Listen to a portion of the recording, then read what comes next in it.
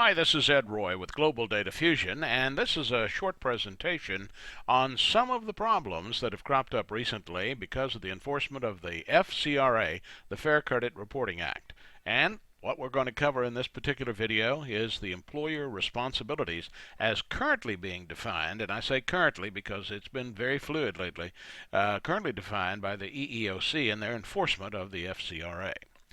The FCRA requires that you have a permissible purpose for running a background check, as you know, and employment is a common verifiable or permissible purpose. Of course, it has to be at the written direction of the consumer, and that's a very, very important aspect of this. Disclosures and authorizations, that's changed just a little bit. The FCRA requires that disclosures be a standalone document, and that's something that has been a recent evolution, actually, in the process. The document must be a standalone document consisting solely of the disclosure, as cited here in 15 U.S.C., and you, of course, can read this for yourself. But notice down at the bottom of this particular frame, there is an opinion letter, and I would invite you to visit that. We'll leave this up here for just a moment, so you can actually either screen copy it or copy it down on a piece of paper and put this into your browser and check it out. It's a very enlightening, I think, opinion written by an attorney who deals with this subject on a constant basis. Electronic signatures can be used now for background screening, and the reason I mention this is because Adobe has come up with a really neat new product called EchoSign. EchoSign allows you to distribute documents for signature. One of the things that is allowed, of course, now is the electronic signatures as opposed to a wet signature for an authorization from an applicant for the background screening.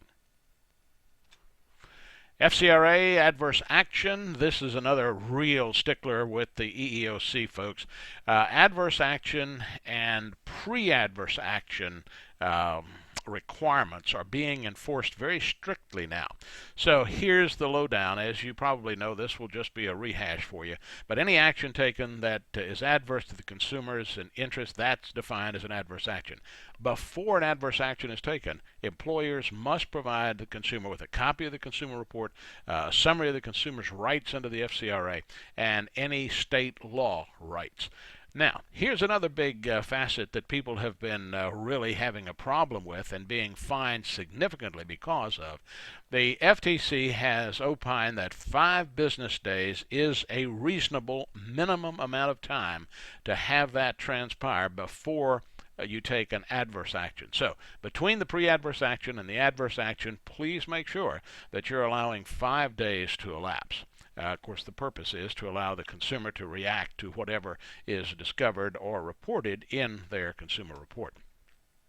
Adverse action, a 2-step process. You have to do the notice of adverse action, and I'll just leave this here for you to read it. But basically, it is a letter stating that we have looked at your background and we're going to consider not hiring you because of certain things that we found. So here's a copy of your background that we've been supplied by our background agency. And if there is no comment period after that, 5 days have elapsed, then you can go into the adverse action process. Here's something that we're pretty proud of. Built into our system, we have a facility for dealing with adverse action, and it makes it very, very easy for you to do. First of all, we have a pre-adverse action letter crafted. All you have to do is click on the pre-adverse action letter. It comes out in an addressed form. You can copy it and paste it onto your letterhead. Also, we have a copy of the FCRA rights. You can copy and paste that as well. 5 days elapse, boom, there you go with the adverse action letter, and your requirements have been met. And again, this facility is built into our system. Makes it a little bit easier for you. FCRA certification. Consumers utilizing reports for employment purposes must certify to the Consumer Reporting Agency. That would be a company like, of course, Global Data Fusion. The following things. Employee will distribute the required written disclosures. A permissible purpose exists. The information will not be used to violate any laws or regulations, and the employers will comply with the adverse action requirements. Again, as I said, these are big problems that have been plaguing big industry and small industry because of the current enforcement policies at the EEOC. Penalties for non-compliance, they're significant. Actual damages, back pay sometimes, compensatory, attorney's fees, can be as much as $1,000 per day per person. Attorney's fees, punitive damages. Statute limitation is 2 years for from known or should have known, or 5 years from the report date. So as you can see, at $1,000 a day, that can become quite significant. It's a lot easier to do it right the first time. Best practices, disclosure and authorization. Review sample disclosures and authorizations annually. Purge disclosures of extraneous information. Consider separating disclosure and authorizations. And I could not encourage you more to do than that. You have to have a standalone document. Separate release from liability from disclosures. E-signatures appraise the right to obtain a paper record and how to do that, rights to withdraw consent, and how to do that as well. Thank you for watching this brief presentation. If you have any questions, please give us a call, 337-205-3007 here in Lafayette.